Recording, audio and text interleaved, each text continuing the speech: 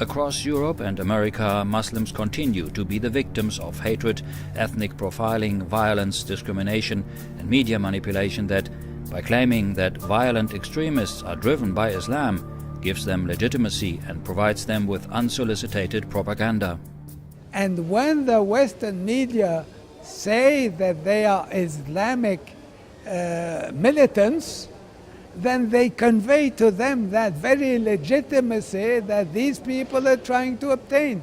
Then how can you be surprised when young people in Europe feel attracted by those Islamic militants? They believe what the media say. They're militants. Good, let's fight for a cause. At the UN Geneva, during the 33rd session of the Human Rights Council, the Geneva Centre for Human Rights Advancement and Global Dialogue organized a panel discussion entitled Muslims in Europe, the Road to Social Harmony, to discuss means to fight against the growing phenomenon of Islamophobia and promote social harmony and mutual understanding. A study mandated by the Geneva Centre and authored by Dr. Zidane Mariboud, bearing the same name as the event, was also present on the occasion. I think, academic people have a very important role to play in this regard. The media organizations have a very important role to play in this regard as well, and religious leaders. And I was so pleased, of course, to see this kind of communication going on between the Pope Francis of Vatican and other religious leaders from the Arab world, and especially the Grand Mufti of Al-Azhar.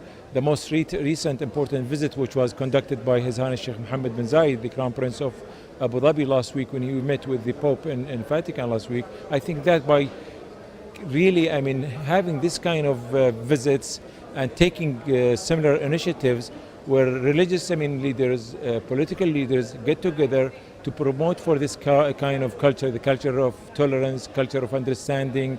At the end of the day, we have one planet to live and we have to really work so hard to achieve this. The Geneva Centre advocates against the incitement of religious hatred and violence and for the recognition that Islamophobia should specifically be the object of sanctions under international law. I think we have a leader in the form of Pope Francis, who is a great advocate of dialogue, of mutual understanding, of mutual respect, of avoiding blame game, and to understand. Religions are religions, they are always very dear to human beings. As long as there is respect for each other, as long as there is understanding of each other, that would be a good basis for promoting harmony.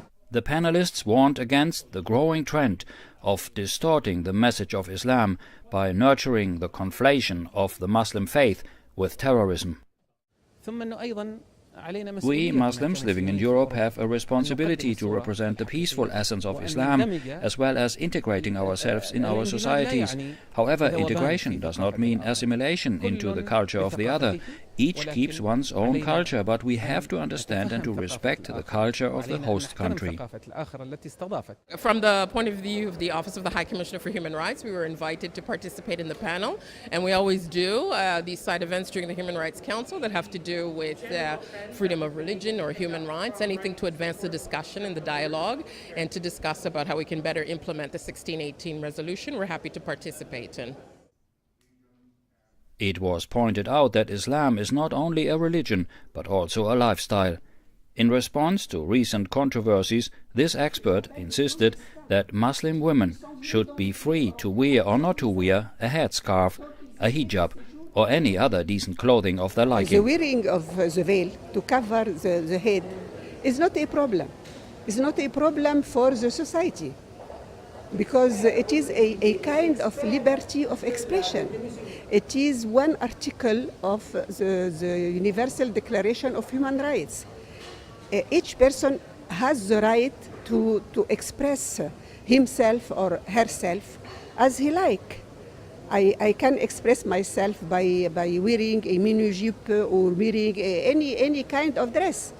Why the European media focused on the dress of a Muslim woman and not the dress of an African woman or the dress of an Indian woman and so on? Ambassador Jazari said to bear in mind Voltaire's saying, to paraphrase, "I do not like what you are wearing, but I shall fight to death so that you have the right to wear it." In this case, it particularly applies to Muslims, but it's not only Muslims. We can say the same thing about so many other groups or people or religions or ethnic minorities or whatever. So we have a big role to play in helping educate people around that, and to see my brother and my sister is very different is still my brother and my sister.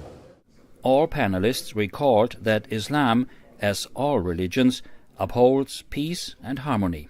In this context, I find it appropriate to quote Sheikh Mohammed bin Zayed, Crown Prince of Abu Dhabi, on the occasion of his visit to the Vatican last week. Quote, "There is a pressing need for stronger cooperation between countries and organizations to formulate policies that promote values of the tolerance and dialogue and constructive communications between civilizations." Unquote. Only in this way we combat the ignorance which led to the rise of Islamophobic racism in many non-Muslim countries. These videos, Meet a Muslim Person and Meet a Muslim Family by Adam Sally, an American YouTube personality, actor and rapper from New York City, received over 2 million views on YouTube and counting. A prime example of how to promote the culture of encounter and understanding of the other.